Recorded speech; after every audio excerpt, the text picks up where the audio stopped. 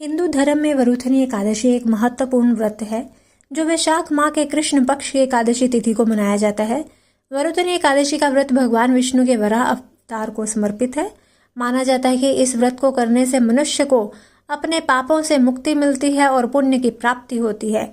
यह व्रत सौभाग्य, धन, समृद्धि और कीर्ति प्रदान करने वाला माना जाता है। इस व्रत के प्रभाव से व्यक्ति को मोक्ष की प्राप्ति भी हो सकती है। यह एकादशी उन लोगों के लिए विशेष रूप से फलदायी मानी जाती है जिन्हें चलने फिरने में कठिनाई होती है।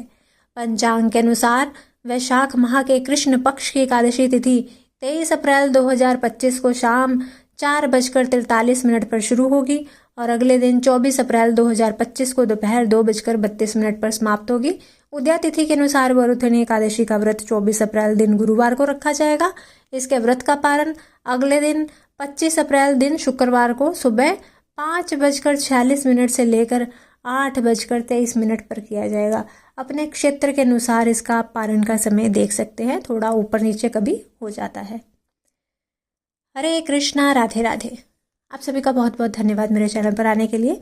आज की वीडियो का विषय है वरुथनी एकादशी की व्रत कथा और इस दिन किए जाने वाले उपाय।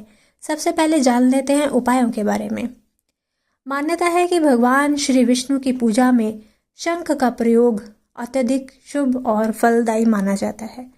वरुथनी एकादशी के दिन यदि शंख से भगवान श्री विष्णु की मूर्ति को स्नान कराया जाए और उनकी पूजा में शंख को पूजित करने के बाद बजाया जाए तो श्री हरि शीघ्र ही प्रसन्न होते हैं और साधक को मनचाहा वरदान प्रदान करते हैं।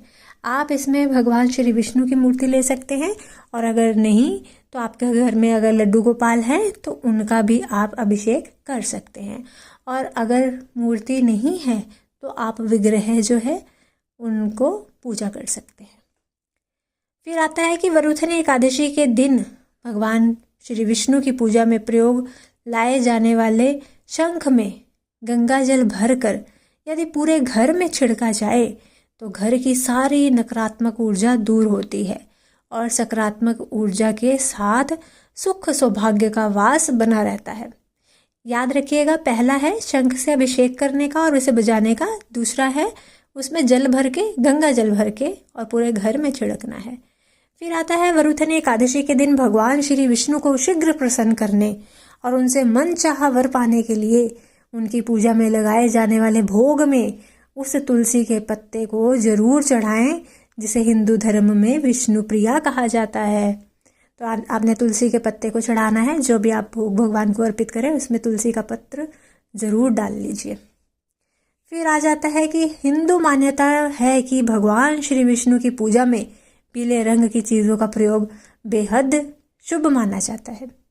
ऐसे में वरुथनी एकादशी व्रत वाले दिन ना सिर्फ भगवान श्री विष्णु की पूजा में पीले रंग के वस्त्र, पीले रंग के फूल, पीले रंग का चंदन, पीले रंग के फल, पीले रंग की मिठाई अर्पित करें बल्कि स्वयं भी पीले रंग के वस्त्र पहनने का प्रयास अवश्य कीजिएगा।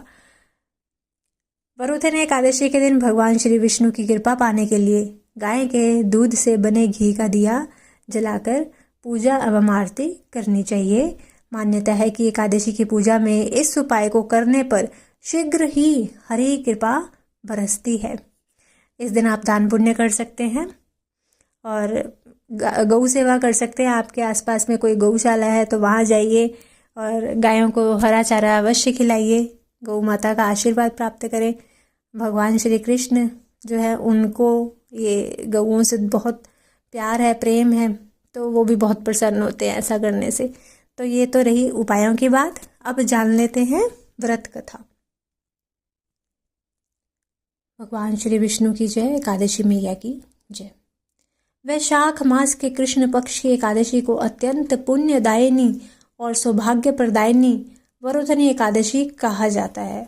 इस दिन भक्ति भाव से भगवान मधुसूदन की पूजा करनी चाहिए। वरुथनी एकादशी का व्रत करने से भगवान मधुसूदन की प्रसन्नता प्राप्त होती है। भगवान मधुसूदन की प्रसन्नता से संपूर्ण पापों का नाश होता है और सुख सौभाग्य में वृद्धि होती है। कामदा एकादशी का संपूर्ण वृतांत सुनने के पश्चात महाराज युधिष्ठिर ने भगवान श्री कृष्ण से विनती की कि हे मधुसूदन, अब आप मुझे वैशाख मास के कृष्ण पक्ष की एकादशी के नाम व्रत विधान और पुण्य प्रताप के बारे में विस्तार पूर्वक बतलाइए। मधुसूदन भगवान श्री कृष्ण ने कहा कि हे राजेश्वर, इस एकादशी का नाम वरुथनी है। यह सौभाग्य देने वाली, सब पापों को नष्ट करने वाली तथा अंत में मोक्ष देने वाली है।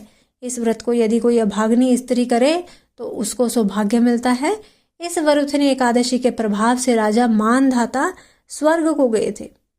वरुथनी एकादशी का फल 10,000 वर्ष तक तप करने के बराबर होता है। कुरुक्षेत्र में सूर्य ग्रहण के समय 1,00,000 भार स्वर्ण दान करने से जो फल प्राप्त होता है, वही फल वरुथनी एकादशी का व्रत करने से मिलता है। वरुथनी एकादशी के व्रत को करने से मनुष्य इस लोक में सुख भोग कर परलोक में स्वर्ग को प्राप्त होता है। शास्त्रों में कहा गया है कि हाथी का दान घोड़े के दान से, तिलों के दान से स्वर्ण दान और स्वर्ण के दान से अन्नदान श्रेष्ठ है। अन्नदान के बराबर कोई दान नहीं है। अन्नदान से देवता, पितर और मनुष्य तीनों तृप्त हो जाते हैं। शास्त्रों में इसको कन्यादान के बराबर माना गया है। वरुथनी एकादशी के व्रत से अन्नदान तथा कन्यादान दोनों के योग के बराबर फल मिलता है। जो मनुष्य लोभ के वश होकर कन्या का धन लेते हैं, वे परले काल तक नरक में वास करते हैं या उनको अगले जन्म में बिलाव का जन्म भोगना पड़ता है।